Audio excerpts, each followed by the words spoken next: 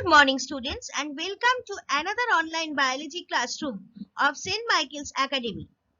Today, as usual, I am continuing the last part of locomotion and movement. So, let's start.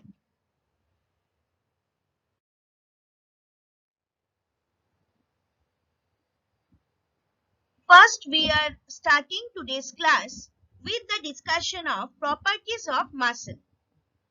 There are actually 5 major properties to the muscular system, but apart from these major properties, there are some other properties of muscle also. The first one is excitable or irritable. See in the diagram, excitability has been shown, excitability of the muscle. The second diagram. Now the second property is contractible. That is, see in the diagram, in the first diagram, contractibility of muscle has been shown. Actually, muscle contraction happens over there, and in case of excitability, muscle is getting excited. It has been shown by a blue color one. Next property is extensible property. See in the diagram, extensibility of muscle. That means extension of muscle happens in this property. Next one is elasticity. Elasticity has been shown when you are extending, and then after that, like a spring, the muscle is contracting. So this is called elasticity. In the last diagram, it has been shown. Apart from that, adaptability. That is adaptation of the other tools. This is the property, one of the major properties of muscle. Now, apart from these 5 major properties, conductivity, all or none law, refractory period, summation of stimuli, tetanus, tonicity, rigor mortis, fatigue, staircase phenomenon or trippy. These are also the properties or other properties of a muscular system or a muscle. From here, I just want to discuss the one that is very, very important, that is rigor mortis. The state of rigidity that develops in the muscle after death or in isolated muscles is known as rigor mortis. Generally, after death, changes in the muscles starts in the second hour and completed within 3 hours. All the changes disappear 24 to 36 hours after death. That's a very important property of muscle. That's why I have discussed. The other properties are also important. You can get the answer from your book. A small definition has been given in each and every cases.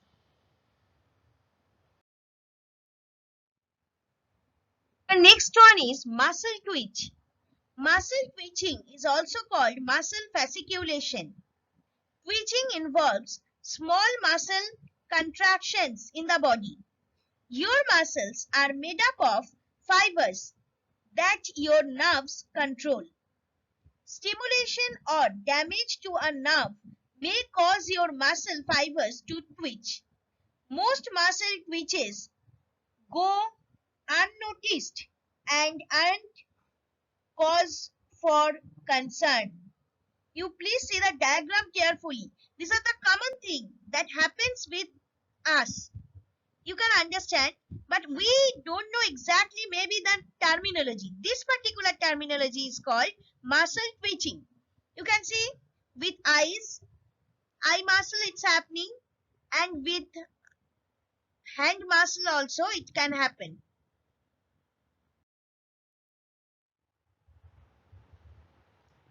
Next one is sarcotubular system. The sarcotubular system is a network of membranes that is found in striated muscle fibers and includes 2 components consisting of transverse tubules and cisternal formations. You can see in the diagram the structure of sarcotubular system has been shown, where a part of a muscle fiber first has been shown.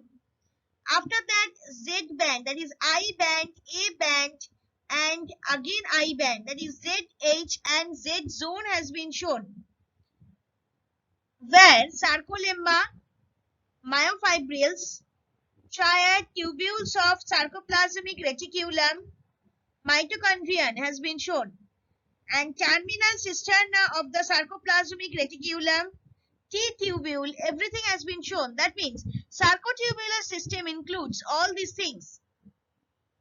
And in the next diagram, role of sarcotubular system in muscular contraction has been shown.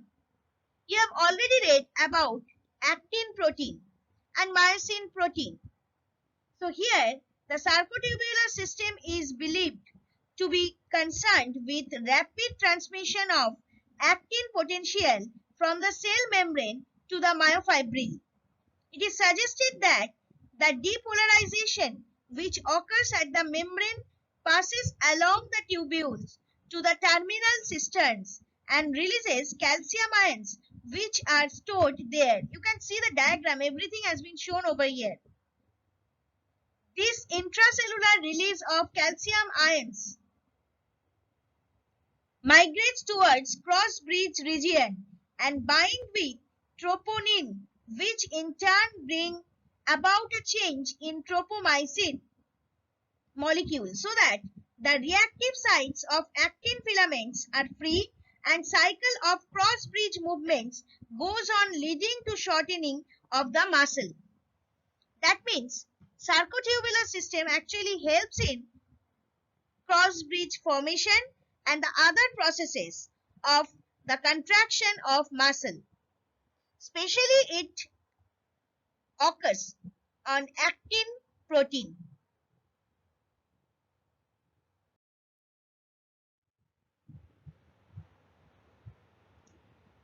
Now we are going to discuss about skeletal system. The skeletal system includes all of the bones and joints in the body. Each bone is a complex living organ that is made up of many cells, protein fibers and minerals. The skeleton acts as a scaffold by providing support and protection for the soft tissues that make up the rest of the body. The skeletal system, actually what is the function of skeletal system? The skeletal system works as a support structure for our body. It gives the body its shape, allows movement, makes blood cells, provides protection for organs and stores minerals. The skeletal system is also called the musculoskeletal system. Now there is an interesting question. How many total numbers of bones in our body? Every single person has a skeleton made up of many bones. These bones give your body structure, let you move in many ways, protect your internal organs and more. It's time to look at all your bones. The adult human body has 206 of them. Now one more question, that is, what are the longest and shortest bones of our body?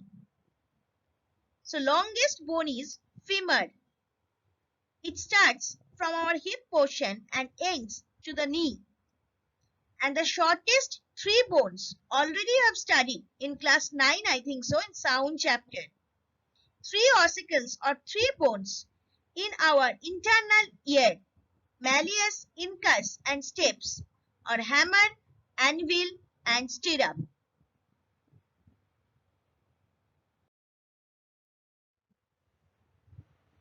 Now the total skeletal system has been divided into two parts, the axial skeletal system and the appendicular skeletal system. The axial skeleton is the part of the skeleton that consists of the bones of the head and trunk of a vertebrate. In the human skeleton, it consists of 86 bones and is composed of 6 parts. The skull, 22 bones, the ossicles of the middle ear, the hyoid bone, the rib cage, sternum, and the vertebral column. You can see in the diagram the red portion is the axial skeleton, skull, sternum, rib, spine or vertebrae, coccyx, till coccyx it has been extended. So this is the axial skeleton of our body. Skull, cranium and facial bones, hyoid bones in the next between lower jaw and larynx. Vertebral column, that is vertebrae and intervertebral discs, sacrum and coccyx, and thoracic cage, 12 pairs of ribs and sternum. Now move to the next step, that is the appendicular skeleton includes the skeletal elements within the limbs as well as supporting shoulder girdle, pectoral and pelvic girdle. The word appendicular is the adjective of the noun appendage, which itself means a part that is joined to something larger. So the bones of the appendicular skeleton make up the rest of the skeleton and are so called because they are appendages of the axial skeleton. The appendicular skeleton includes the bones of the shoulder girdle, the upper limbs and the pelvic girdle, and the last one is lower limbs. You can see in the diagram the blue color portion is appendicular skeleton. It includes clavicle, scapula, humerus, pelvic girdle, radius, ulna, carpal, metacarpal, phalanges, femur, patella, tibia, fibula, tarsal, metatarsal and phalange.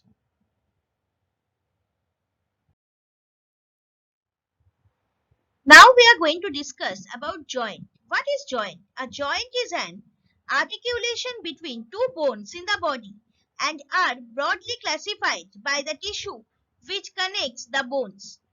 The three main types of joints are synovial, cartilaginous and fibrous joints. Fibrous joints have fibrous tissue joining the bone and these joints are typically very strong. Diagrams I have given. The first one X-rays of knee, wrist, elbow and shoulder joints in motion. You can see the four joints in motion. First one is knee, second one wrist, third one elbow and the fourth one shoulder. In the next diagram or second diagram I have shown the ankle joint of our feet. And in the third diagram it has been shown ball and socket joint. Here I have emphasized on the hip portion, ball and socket joint.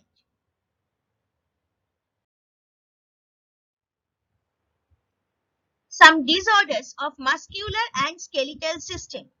Here, first we are going to discuss about a very important disease, that is myasthenia gravis or MG. Myasthenia gravis is a long-term neuromuscular disease that leads to varying degrees of skeletal muscle weakness. The most commonly affected muscles are those of the eyes, face and swallowing. It can result in double vision, dropping eyelids, trouble talking and trouble walking. The diagram I have given, it actually shows the trouble vision diagram of myasthenia gravis or MG disease. And the next disease, or else I can say next important disease is tetany.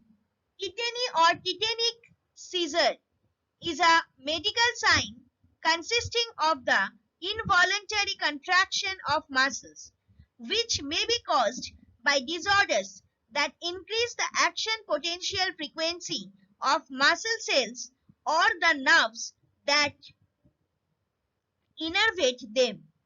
You can see in the diagram actually the type of tetany disease symptoms has been shown.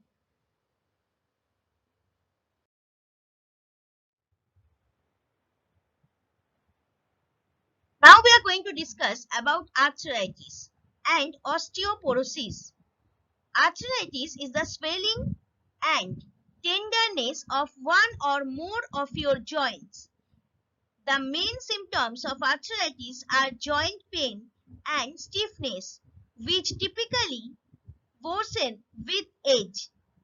The most common types of arthritis are osteoarthritis and rheumatoid arthritis.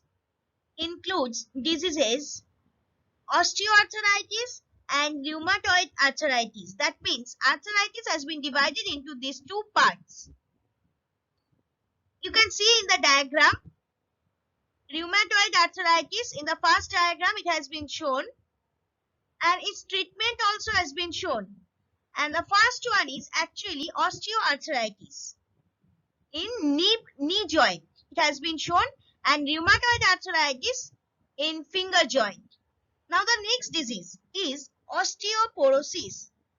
Osteoporosis is a bone disease that occurs when the body loses too much bone, makes too little bone, or both. As a result, bones become weak and may break from a fall or, as in serious cases, from sneezing or minor bumps. Osteoporosis means porous bone. Viewed under a microscope, healthy bone looks like a honeycomb. You can see this in the diagram. First one is the picture of healthy bone and the second one is a picture of osteoporotic bone. See, in this disease, this particular bone is looking like honeycomb.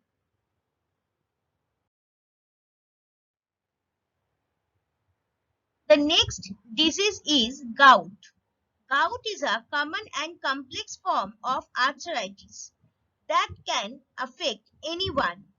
It's characterized by sudden severe attacks of pain, swelling, redness, and tenderness in the joints, often the joints at the base of the big toe.